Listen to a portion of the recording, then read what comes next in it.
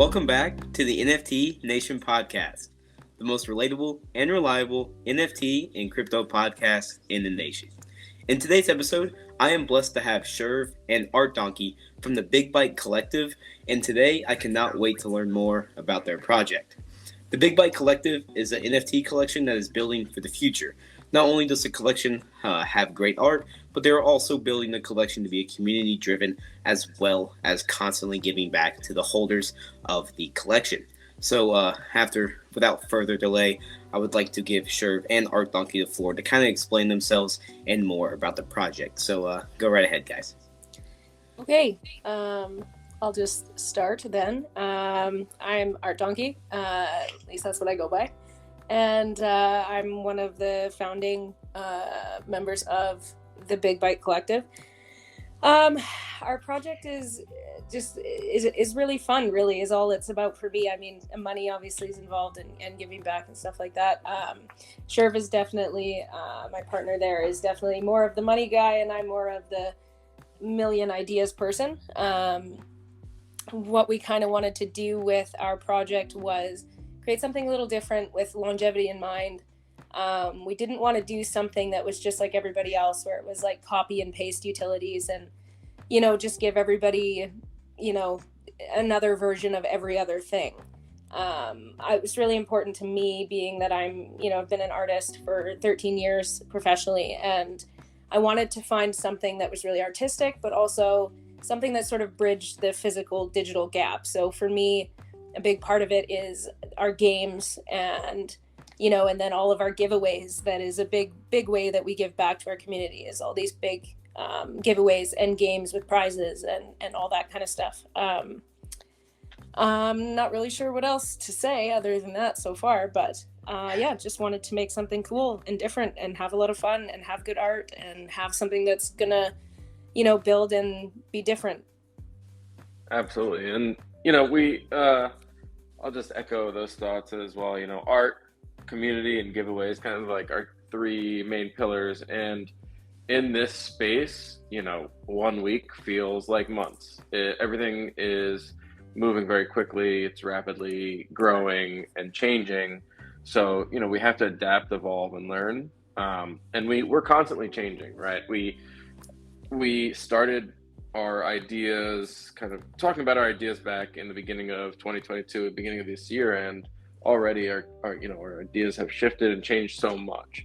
So the basis of everything we do is for the collective that we have, and making sure that everyone kind of gets their return on investment, and we give back to the community with profit sharing throughout the different cycles here. So we're having a good time with all these ideas and the art, and with the collective and the members we have as part of it, and it's been a great time.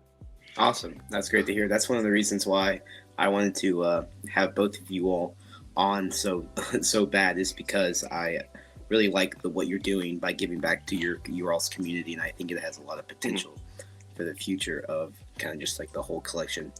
But obviously, since this podcast is supposed to be like a relatable look into the crypto world, a lot of people kind of have crypto as like a hobby or something they do kind of just for fun, and maybe just to be in a community of people.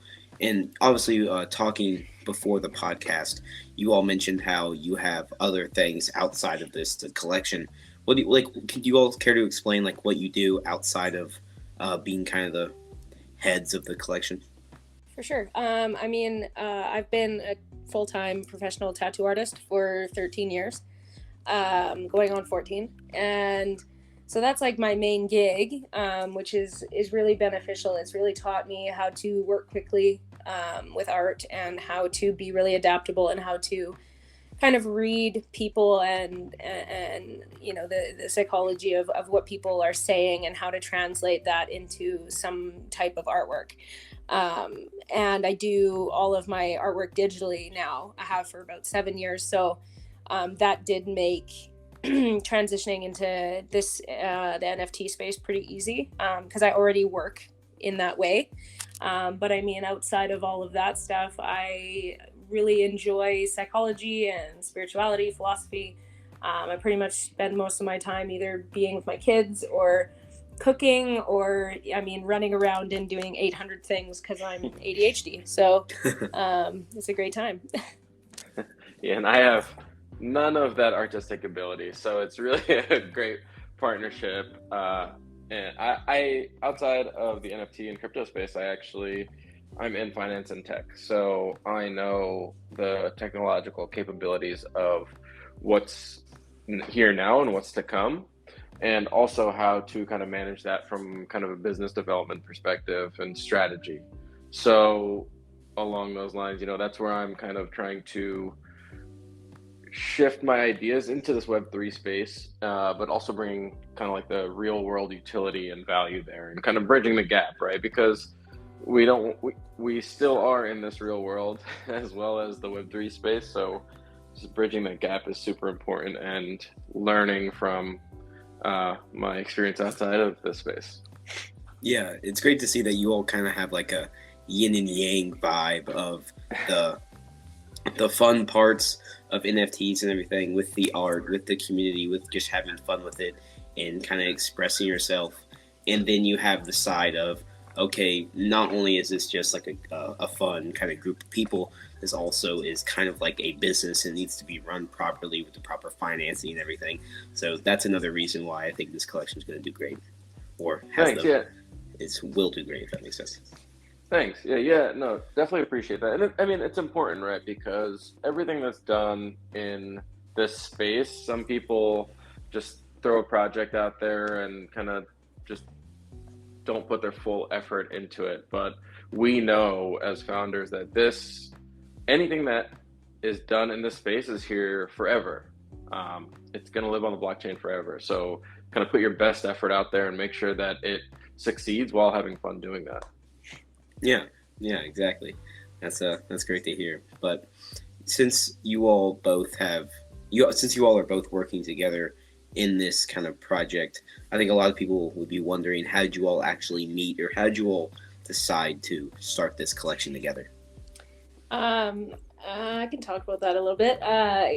So I started looking more heavily like into NFTs probably around about November-ish of last year.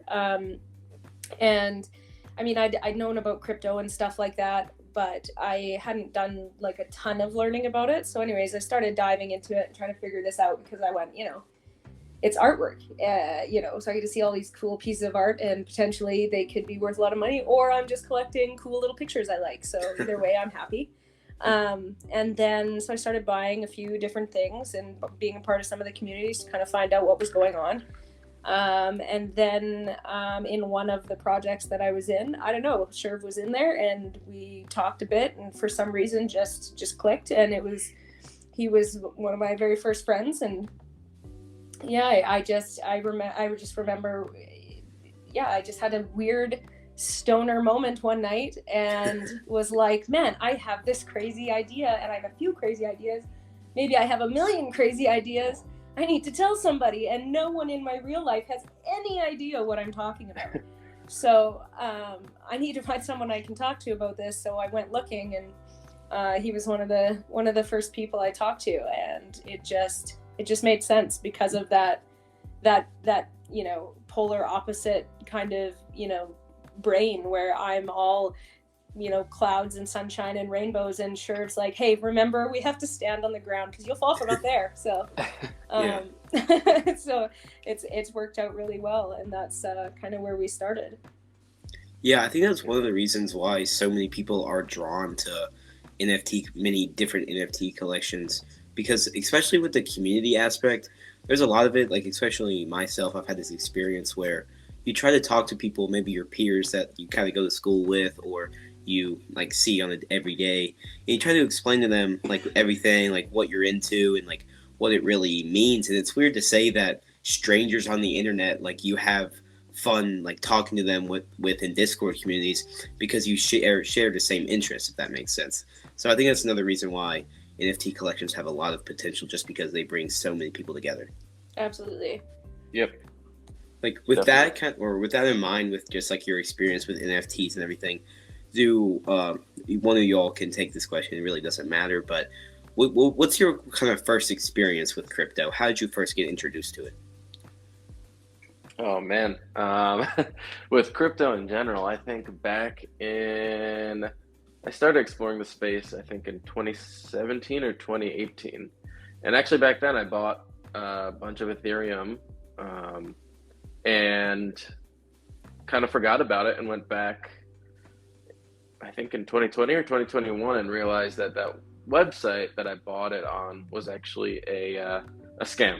Mm-hmm. Insight into crypto. I knew though back then that it had potential, right? And that kind of started me thinking about it in a different sense. And, through the years, I saw it grow and grow. Obviously, I just dove head first, started buying up some projects, and obviously not the best way to do it without doing your full research. But, you know, that's the the first way I got into it. I started buying into some projects, learning about Discord a little more, how people market these on Twitter, different socials, looking at roadmaps, things like that. So yeah, it was a couple of years between crypto when I first got into crypto and NFTs, but it was a really interesting ride, and I'm really happy where I am now. Yeah, that's awesome. Kind of with that in mind, do you care to share maybe your first NFT you ever minted or bought? The blueprint, but it was a robot. Yeah, I still Ooh. have it. It's on Ethereum. I still have it. It's not really worth anything, but I still have it. That's one of the things about, like, especially with blockchain and everything. You can always look back and see, like, what was your first experience or whatever, because it stays there, if that makes sense. So it's Kind of kind like of tattoos. like a cool memento. Yeah, exactly. Yeah, Oh my God, they're internet that's a good point. tattoos. Oh, yeah. I'm Exactly. gonna start using that now. I'm gonna start using that in future podcast episodes. 'Cause that's so true. That's awesome. Was there anything like that really moved you to keep working? Yeah, just the potential and kind of all the different ideas I was seeing with NFTs, the visual aspect first and foremost, because it's the first thing you see, but then you can start digging into who's developing this project, who's working behind the scenes, and then also what the utility is, right? Um, there's just so many different things you can do with in this space, and a lot of projects I see are going straight for the metaverse, things like that. But I think the community aspect is one of the, if not biggest aspects and priorities that in this space. I think seeing seeing how much it brings everyone together, and the conversations you have in there and friends you make along the way is just, it's unlike anything else, and it's pretty crazy. I mean, that's how we started this project, right? We started, Art Duncan and I just met on a different project, and we started discussing ideas of how to make something that we both really enjoyed and what everyone else would too. So yeah, that the community and the art and just the potential is, for me, those are kind of like the biggest things. I think when you look at NFTs in a whole, I mean, crypto too, especially, yeah, crypto in general, but like NFTs too, it's they're not worth anything unless you think they are. So the people really matter in this space, because like it's not like it's based off of, oh, if I make a gold statue, the base of that price is still the weight of the gold, right? Whereas like these are transactions digitally done. So I mean, essentially, if you just throw it out there, it's not necessarily worth anything unless someone looks at it and goes, that's worth something to me. So if you're not building your community to feel like your project is valuable, then it's not going to be. So if anyone thinks that community isn't important in this, they're not going to really figure anything out, I don't think. Yeah, Exactly. or sorry, go ahead.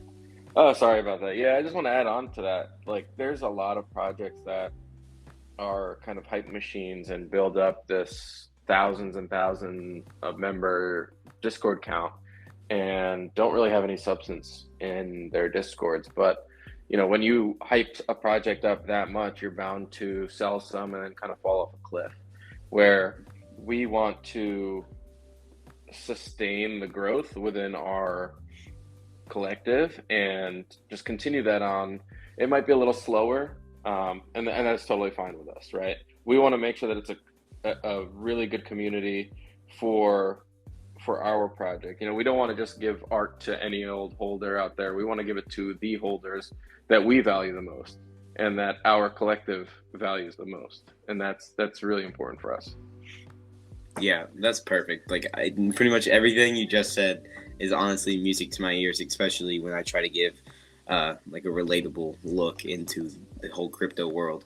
I try to explain my best that it's similar to beauty's in the eye of the beholder.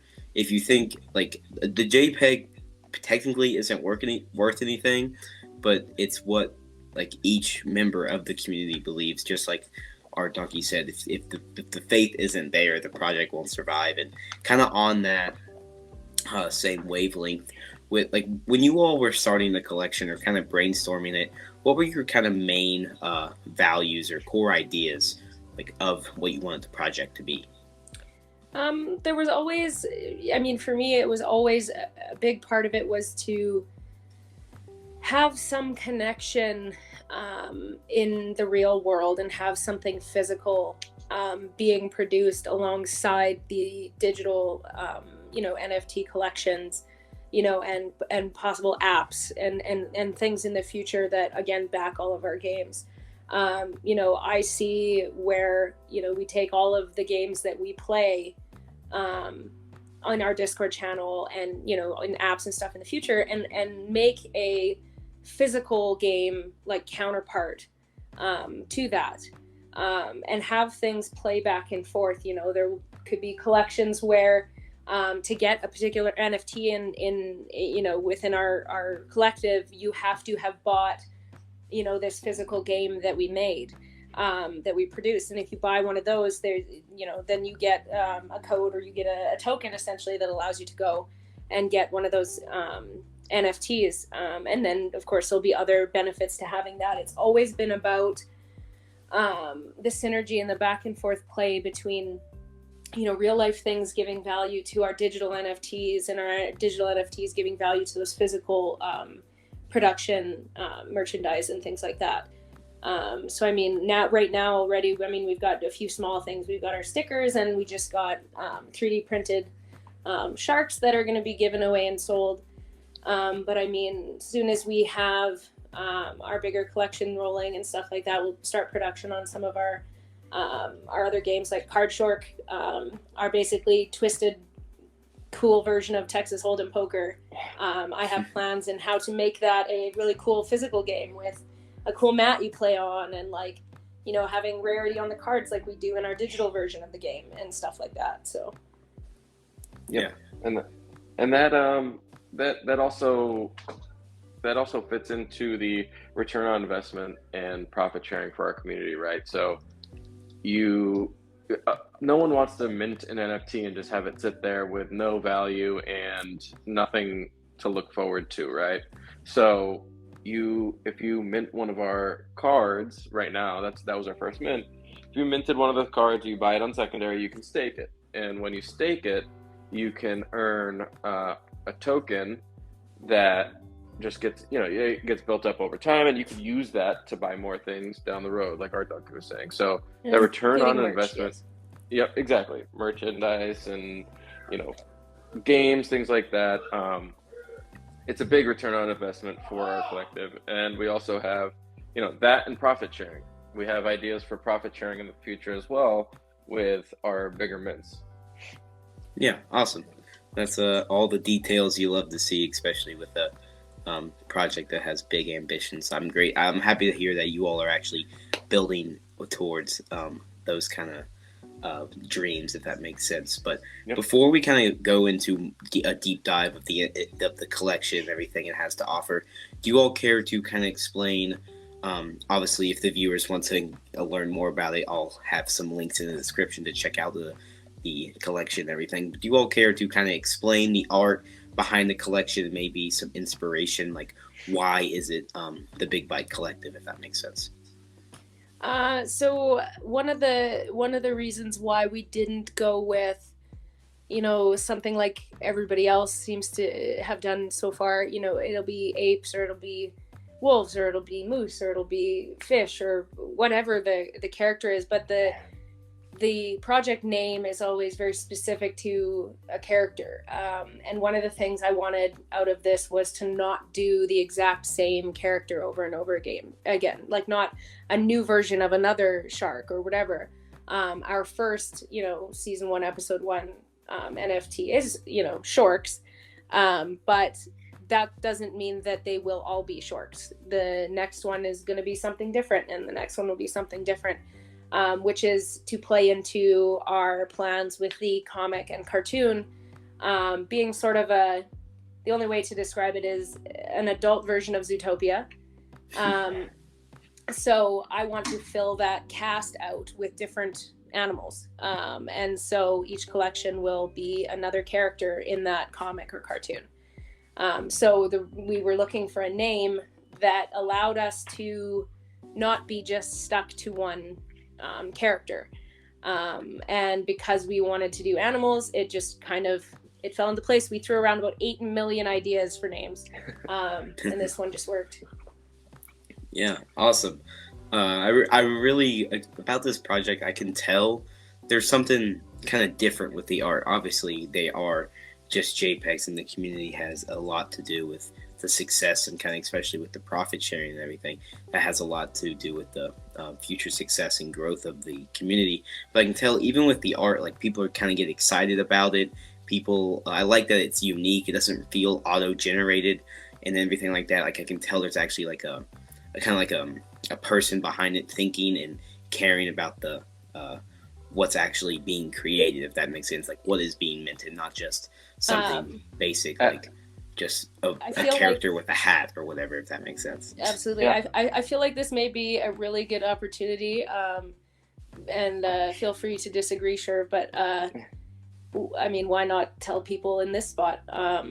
We actually, if you've seen our Shorks, the Shorks that are on our card Shorks, and any of the sneak peeks that we've showed so far, so I'm a perfectionist when it comes to artwork, and so I drew those months ago now, and I've done a lot of artwork for other projects.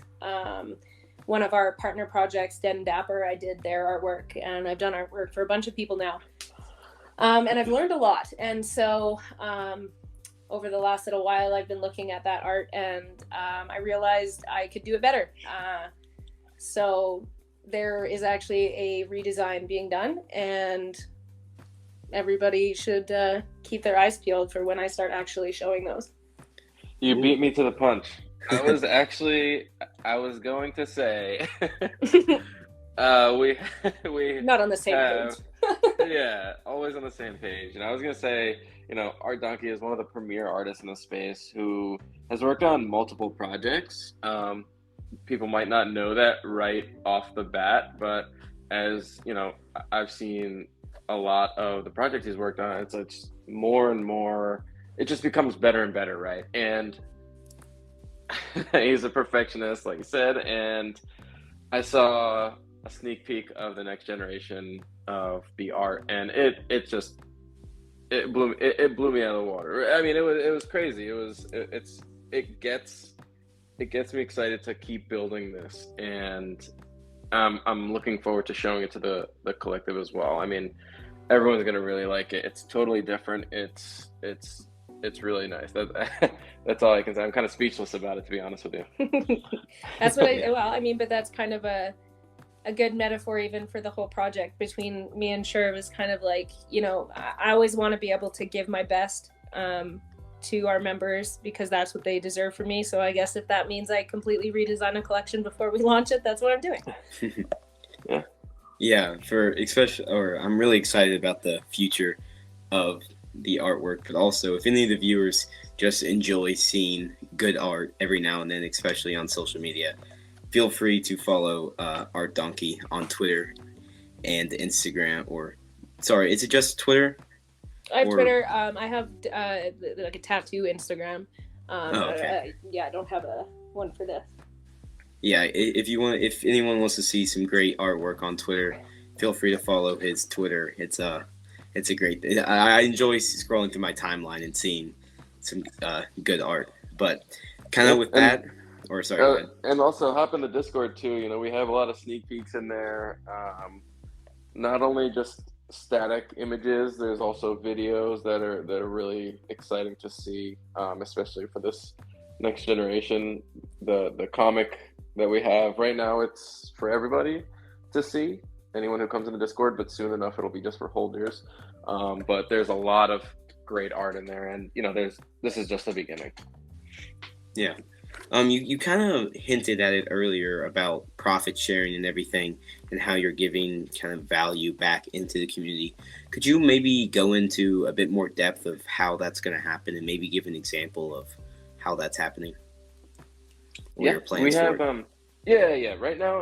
Right now we take a good chunk of the mint proceeds and put them right back in the community. We have giveaways all the time in our Discord. Random giveaways, just hop in there and uh, enter into a giveaway. Or we also have games that we play, right? So we have, with our card chorks, we have card chork blackjack. We have the Texas Hold'em right now. So there are giveaways included in that, and that those are, you know, just proceeds from our mint going right back to the community. And in the future, when we do mint our next phase, our season 1, episode 1 is like the official first large NFT mint.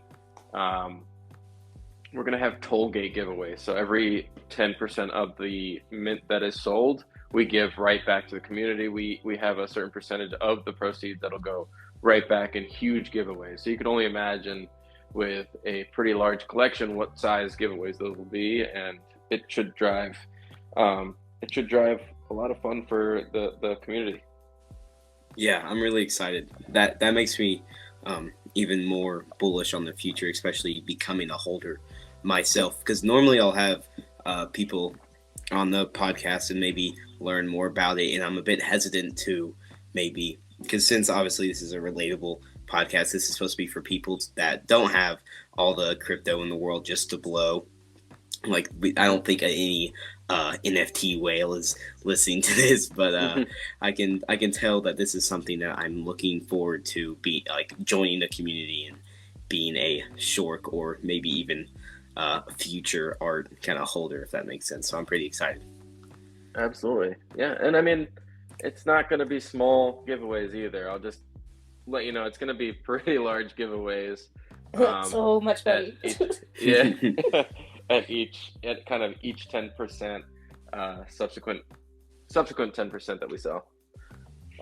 We've also talked, I won't say anything for specifics just because that's not been discussed nor completely planned, but I mean in the future as well, being that we do plan to make so many like physical products and have, you know, I mean, we're going to have a real, you know, tangible business and license behind it to, you know, produce anything to be sold physically. And we do obviously want that to be connected to the NFTs as well, in the same way as you would have stockholders, right? Like if you are you own our collections, I mean, you own part of that as well. So. Yeah, awesome. That's this even more reason to join the community and everything. But on kind of the community aspect and giving back and allowing more people inside the community to kind of have a voice, or more people to join, and especially with like future growth and everything, could you kind of go into why you chose Solana over Ethereum? It might be like a quick answer, but is there like, is it just simplicity, or what's the reason? We wanted, honestly, we went back and forth on it a lot, and obviously in the beginning of 2022, you know, Ethereum was the premier network for NFTs, but we saw the struggles with the gas wars and the pricing, and we wanted a lower barrier to entry for our community members. We wanted to enable more people to come into our community and enjoy the collective and enjoy the art that we're putting out there. so that was the main thing, the barrier to entry and enabling community. And in the future, we'll see how it goes. We are always watching the market conditions, keeping track of everything. So we might not stay on Solana forever, but we are here right now, and we're definitely going to make a big impact. Yeah, awesome. Especially my kind of view is that obviously Ethereum kind of has the first mover advantage, and just like you said, there's such a high barrier of entry to Ethereum. It really kind of excludes a lot of people that want to get into NFTs and everything. So especially with what you all are trying to do with this project, I think Solana is a kind of amazing choice, especially since just lower fees and everything. It's just easier to get in. Like, it's not, you don't have to pay hundreds of dollars of gas just to join a community if you want to. So exactly, and I think the tides are changing here. No pun intended. Mm-hmm. But there are now there's projects on the Ethereum that are based off of Solana projects coming out. So things are changing in this space, and it's a matter of keeping our finger to the pulse and making sure that we're aware of everything that's happening. Yeah, especially kind of on that topic with you all continuing to build and being ready at any time to move over to Ethereum or anything like that. There's a lot of talk. If any of the viewers have, or go ahead and join the Discord, especially just read the white paper or anything like that. There's a lot of talk about seasons and many different episodes. Could you kind of explain maybe an example of a season or why you kind of use that terminology for your NFT collection? So a season is a year. It's just what we've chosen to use for terminology, because we want everything to feel kind of like a show, like a TV show, or just that comfortability and that kind of fun psychology of like, oh, what's coming next, right? What's next week? Episode wise, we leave that's our collections. So each collection is an episode. Our main collections, our card short, and any other like smaller mints that we do for game purposes, those aren't considered episodes in our seasons. Those are just our big ones. But all the terminology we try to use tends to come from TV shows and movies and things like that. I am a huge nerd and lover of pop culture, so any chance I get to make those references and metaphors, I will take it. So, I mean, even the rules in our Discord and stuff like that, they're all based off movies and TV shows. Like, I know people say ride or die, or they say diehards, but we call him Bruce Willis because that just makes sense to me. So we like to play with that kind of stuff. It's just, it adds that familiarity to it, and that comfortability of, sitting and watching your favorite TV show every week.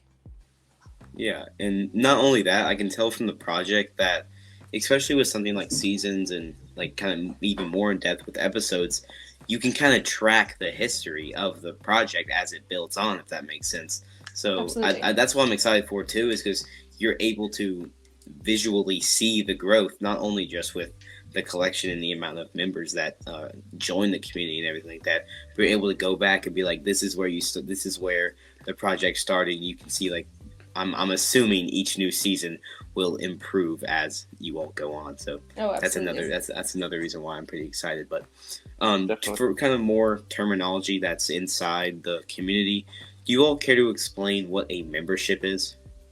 Yeah, so we have kind of, the membership into the collective is what we like to call it. And that is, by owning one of the NFTs, you are a member. And this is going to help down the road when we have more in real life utility. We're planning on having events. We're planning on having an art gallery down the road. I mean, these things are really important to us and kind of like the backbone of what we want to do. And that's kind of the benefit it gives. Eventually we will have, or we already started building out kind of different tiers of the membership. And obviously the higher tier, the more benefits you get. So we're kind of building towards that as well, with the holders, because we want to pay back the people who believed in us the most during all these mints. Yeah, awesome. I think it's not like a super unique concept, but the thing is, especially with the membership, it gives people another reason to join and feel like they're a part of something special, if that makes sense. Even though it doesn't have to be anything crazy, just as like a simple membership makes people feel just like a part of it and everything. So that's great to see. Mm-hmm. But kind of even more terminology just to learn more about the details of the project and everything. There's a lot of talk about like the Icon network. Do any of you all care to kind of explain that more thoroughly? Yeah, sure, absolutely. And we have. I'm glad you brought that up. We joined the Icon network as partners, and it's kind of a whole hub of projects, and there are multiple partners that we have access to now. So we are actually we're you'll notice in our Discord server we have Soul Land verification. We use them exclusively for a lot of verification, certain bots that we actually keep metrics off of for Discord members, NFT staking, things like that. So as soon as our mint was sold out, our staking went live pretty much immediately. We have rapid enablement of these dev tools that are open to us. Like I said, verification, role staking. We have access to a finance team, advisors, marketing, and this only allows us to grow faster and quicker, a little more agile, and definitely kind of it's a win-win situation for all of our partners that are part of it. Awesome. Yeah, I can tell. There's stuff similar to that, kind of with like podcasting and everything. There's like a podcasting group that everyone kind of helps each other learn more about podcasting, maybe even get help get guests, and especially with certain genres, people like to join together and help each other out. I can tell that by joining kind of like the Icon network, not only does it give you all like someone kind of like a helping hand, especially with just expanding and getting like that verification you just talked about, it also kind of gives you someone just to kind of hold your hat on and talk to, and maybe expand on ideas and get more people that are serious about the space to help work on the project. And you're not just getting people off the street, you're getting it from like a verified source, which that's really great to see, and I'm happy you all have decided to join that and do all that. Definitely, yeah. It's it's a win-win for both of us, for the different partners as well as us. And we have adopted the Icon token, and that token is used in all partner projects. So there's one main token, and all the tokenomics behind it, and the staking, everything that goes into that.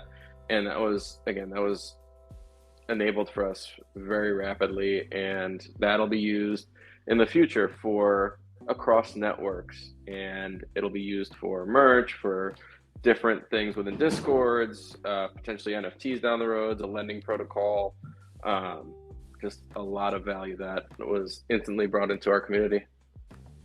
Awesome. Yeah, that's great to hear. And kind of on that topic of joining something bigger than yourself to help grow and kind of get better with the project, what would you all say you all kind of are focusing on to help prepare this project to last a long time and kind of become a well-known project? Like, what are your main things you're focusing on right now? We focus where our strengths are, which is, I think, why it does work so well. Again, I'm super ADHD, so I'm really good at multitasking and doing a lot of little things in the backside of stuff, and then as well as just kind of pumping out artwork. My focus is always going to be that everybody's having a great time, and that the artwork is great, and trying to meet deadlines is always my my biggest hurdle, really, with my brain. But even though I can do stuff so fast, but yeah, I mean, my biggest thing is definitely about keeping everything just on this steady kind of course forward, and just developing my skills in content creation, art creation, and my understanding of back-end stuff in the development side of things. Knowledge is power, so I'm just focusing on learning. Exactly. Yeah. Same here. I'm just continuing to learn everything there is about the space, and continuing to kind of grow and strategize on how to make our collective grow and be happy. Again, having fun, being happy, getting value out of your out of the project. I mean, that's I'm very focused on that. Yeah, I think that's a great aspect to have for like a collection like this, and to talk about what our donkey said about continuing to get better, like your art as you go along. I had Josh Gordon from the Unstoppable Domains podcast Nice. on the podcast a couple weeks, like about 2 weeks ago, I would say, and he mentioned the fact that just because you are focused on making a bunch of content, and some people say that quality is better than quantity. He mentioned that you have to understand the only way you make good quality content is by making so much content you learn from like every single piece of content you make, and then eventually you understand how to make good quality, if that makes sense. Like I learned that from especially doing podcasting episodes. It might feel like you're rushed, or some episodes might not feel like they're as good as some others, but you kind of learn more about yourself and about your art, like the more you do it, if that makes sense. So I'm really excited to see like the growth as you all go along. Yeah. I mean, yeah, you, the only way you can get better at anything is by doing it. So I mean, yeah, I mean, take your time and do a good job, but at the same time, you know, you got to make your choices and move forward. Something I learned tattooing is, you know, I mean, I have one shot, right? When I'm doing a tattoo, I got one shot to do things right. If I mess it up, I mess it up permanently. And I mean, it's kind of the same in this space. So I've learned to get over, you know, the things that I do quote unquote wrong, and just learn from it and look at it like, okay, like when I'm tattooing, it's something like, okay, I tried to do that with those two colors and that didn't really turn out the shade I wanted it to, or that shape didn't quite make sense, or whatever it was. I can't sit there and just beat myself up for it. It still looks good. Maybe I feel like I could do it better next time now because I learned, but you know, it still looks good. There's no point sitting here and beating myself up for it, but I got to keep going and keep doing more stuff. Otherwise, you know, I'm not going to learn anything. So it's the same in this stuff. That's why, I mean, I've worked on 3 or 4 other projects since I initially drew the first version of our shorts. And so, I mean, you know, after hand drawing, you know, so many different traits and stuff like that for so many different projects and so many different styles, I learned so much. And, you know, it was like, if I can do it better, I owe it to everybody to do it better. So I redid it. I also find being able to, you know, to build on somebody else's ideas, you know, it's something I learned in tattooing as well. You know, you see what other people do and you have to be able to tear it apart and break it down to its pieces. Because once you recognize the pieces and how they're put together, it's easier to find the best way to put those pieces together. Because then you understand what it's all made of. So, you know, in the same way as I do it in tattooing is kind of the same thing. You know, look at what everybody else is doing, see where the mistakes are and where the growth is, and what's important and what works and what doesn't work, and then, you know, build on those ideas and create something with a better foundation and something that, you know, is going to work. Yeah, that's almost like amazing. That's music to my ears to hear. I already kind of used that terminology before, kind of in this episode, but it's just I really am. It really kind of warms my heart to see that someone is in the NFT space, like working and continuing to build on your skills and everything like that. I'm really excited for the future, but kind of with the future in mind. If you all can each answer this if you feel free to, but if you could have one thing you're most excited for about the project, what would that be? Oh, sure. I'll let you talk. I just was speaking. No, that's a tough one, honestly, because each time I think that I'm excited for the next generation of art and what that's about to become, I kind of get blown away with an update by Art Donkey or something. So it's a moving target with the art, because for me, I'm not that artistic, but I'm always excited to see what's coming next from Art Donkey's mind. It's amazing. Thank you. I would say, what am I most excited for? Like legit, honestly, with what's in my head, it's all of the games. The ideas that I have for an NFT based board game are just you have no idea. I have so many things rolling around in my brain. It's gonna be so much fun. What I've kind of realized, I guess, being involved in all this stuff more recently, is that NFTs are kind of a space where I feel like millennials and some of the younger people, I'm a millennial myself, that we kind of got screwed in a lot of ways generationally, especially financially. So I mean, there's a big draw to the money side of things, obviously, for anybody. I think it would be pretentious and crappy of someone to sit in an NFT podcast and not say they're interested in money, obviously. But so let's all just be honest. Come on. But for me, I've realized that kind of like my generation of human beings and the younger people, we kind of are like, well, we probably won't get to own a house and stuff like that. So I'm gonna, go to work and do what I gotta do. But also, I really love juvenile fun things and video games and like nerdy things because we find joy in it, and so I feel like NFTs are this amazing mix of, that kind of our childhood with like the video gaming and all of the fun art. And, I mean, so many people do like pixel art and stuff like that is just such a callback to like my bones of, video gaming and stuff like that.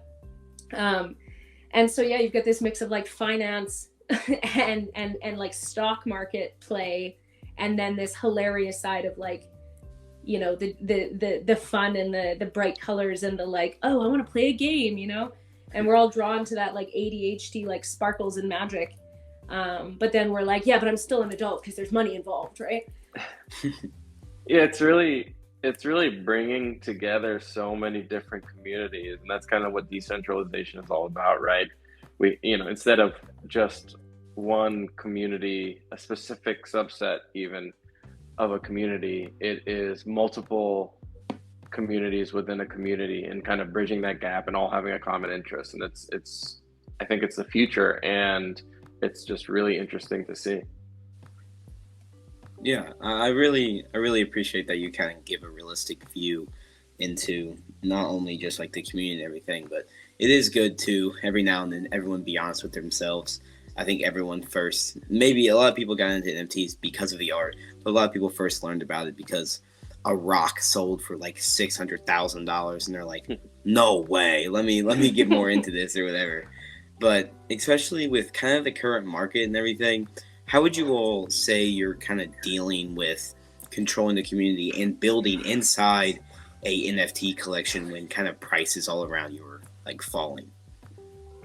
Well, our first, our card shark mint, which was our first official mint, was a very small mint. It was only 222 pieces, and it was a very low barrier to entry at the time. It was, I think, 0.25 SOL.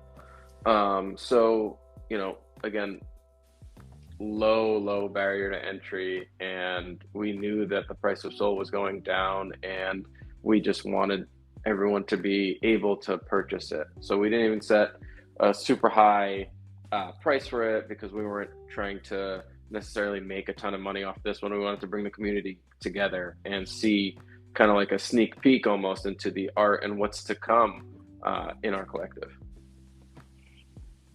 Awesome. Yeah, I like how since you only have like a small mint out. It's good to see that you're not or obviously it's important to worry about the price of the asset or whatever, but it's good to see that not only just because the prices might be falling all around, depending on whatever asset class you might look at, because honestly everything's falling, but it's good to see that you all are still continuing to expand on your project and everything like that.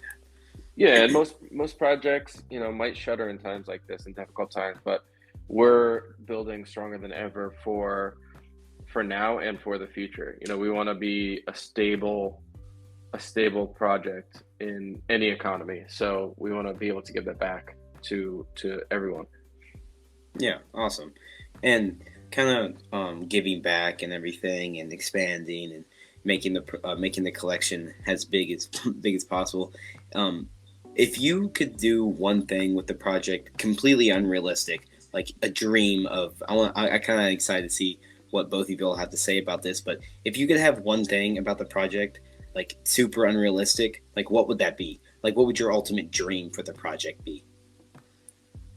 Go ahead, sure. You go first. I honestly, I don't even know, because anything that seems unrealistic in this space, we're kind of achieving and we're moving towards. And I think that's the beauty of it. That might be a little bit of cop out, but that's truly how I feel in this space. And especially with the talented developers and obviously the talented artists we have, anything is possible. I feel like my biggest dream for the project is realistic, because my biggest dream for the project is that it becomes the brand that I envision it to be. I want to know that half the world knows what the Big Bite Collective is, or is wearing a shirt, or is owns a NFT, or owns a board game, or owns something that we've done. I mean, look at Cards Against Humanity. They sold one game and everybody knows it. And the way that they branded that, I mean, I know a lot of people might look at it and think it's simplistic, but they branded it very well also.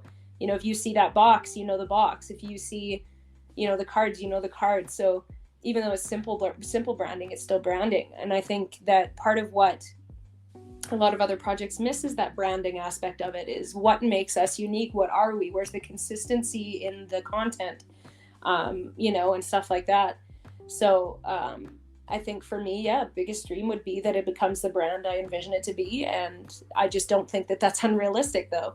So yeah, exactly. Yeah, that's definitely possible, especially on the merch side. If a lot of people just love repping whatever they own, and especially when you all start making some Shork merch, feel free to let me know. I would love to rock a Shork. But absolutely, we have 3D printed sharks. Ooh, or are they just for the community? Is that kind of like a community they're only sold thing, only in our Discord. Oh wow. So yeah, if anyone's listening, that's another reason to go ahead and join the Discord. Don't worry, I'll have it in the episode description. So yes, and those were made in partnership with a company that's actually local to where I live, and he will be working with us lots going forward. When I start prototyping board games and things like that, I'll need his help quite a bit. So yeah, awesome. Yeah. Feel free to let me know when all those announcements are going on. I would love to help boost the message. But I have one more question for both of you all. I ask it to every podcast guest I have, and that question is, if you could have any superpower, what would it be and why? Maybe my answer will inspire him a little bit, because I kind of got a two-part answer here, because of course I like to talk too much. So I have two-part answer for that. So when I was a kid, I had a different answer than I do now. My mom actually broke her back when I was 9 years old. So when I was a little kid, my biggest wish for a superpower would be to heal people, because I didn't want her to be hurt, obviously. But now I'm a lot more juvenile than that. So I think something like, I think I'd like to either be able to fly, because I'm afraid of heights. So if I could fly, there would be no reason to ever be afraid of heights again. Or it would be super strength, because, well, that would just come in handy so often. I have not been strong enough to do a thing. So I thought, honestly, you were going to say the same thing that I was going to say. So my superpower, I think, would be to know what people want before they want it. It's kind of a testament to what we're doing here at the Big Bite Collective. And, we're always trying to figure out what people want. And that also, I think, helps people themselves, because most of the time people don't know what they want, and once they do kind of finally figure it out, it's kind of a wake-up call for them. So again, giving back and helping everybody.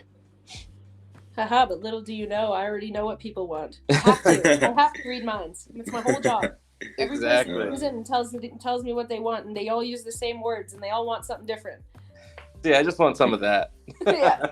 I really enjoyed you all having your all's minds on the podcast today and learning more about it. But if there's anything you would like to tell the audience today, I'll kind of give you all the floor. Feel free to let the audience know where they can find your all social medias, how they can support the collection, and everything. So I'll kind of let you all do that right now. I would say biggest thing to know about us. The unfortunate thing being that everybody seems to say these things, and nobody seems to really follow through. But we're not going anywhere. This is something that I want to have last for a very long time. We're not trying to. You can tell by our first collection and how small it was, and exclusive it was. This is not about us making a ton of money and then bailing. We have plans. We want to build something with everybody involved. It's not about us looking cool. There's enough rock stars in the tattoo industry. I don't like dealing with them here too. So this is something we want to do for a long time. Right now, if you're looking for us, you can find us on Twitter at Big Bite Co. That's probably the easiest way to find us. And then our Discord link is there as well. Other than that, I don't know sure of anything else. Yeah, no, I'll just echo that. We're here to stay, and we're constantly building. And there's just a lot of fun in the Discord. There's a lot of giveaways. There's a lot of great art, and there's a lot of great people. Most importantly, right? So we're gonna pay everyone back over time with owning part of our company, because that's essentially what it is you're a shareholder, and we always want to give back to the shareholders and build that value of our underlying asset for the shareholders. So yeah, I'm excited for the future. It's looking bright, and with our partners, our partner projects, everything is looking really great, and I'm really excited to see where we go. Can't wait to follow you all with this NFT collection journey and everything. But I really can't reiterate enough how much I appreciate you all coming on today. I think not only do I enjoy learning more about collections, especially from the creators themselves, I think it really gives the project more personable feel when you're actually hearing from the people that are working behind it. And obviously, I think the audience appreciates that as well, because I've seen a lot of growth with these interviews, because people love learning about NFT collections, especially the people behind them. But I really can't just say it again. Thank you all for coming on, especially also the audience. Thank you all for listening today. I really appreciate it. You all are the whole reason we are here today. But if you did learn something about this episode or from this episode and kind of want to learn more, feel free to share this with your friends and leave 5 stars on Spotify as well. It really helps the podcast here grow, because by leaving 5 stars, it lets Spotify know that, hey, even though this small podcast doesn't have an insane amount of followers, they're seeing a lot of good feedback. And also feel free to follow not only Art Donkey and Sherv's social media, as well as the Big Bite Collective. Feel free to follow NFT Nation on our social medias as well. It is at NFT_Nation_podcast. We'll have the link tree in the description for that as well. But I just want to thank everyone again for watching. And Sherv and Art Donkey, you have anything you want to say before we head out here? Just thank you so much, and thank everybody else so much. Yeah, thank you. See you guys soon. Awesome. See you guys.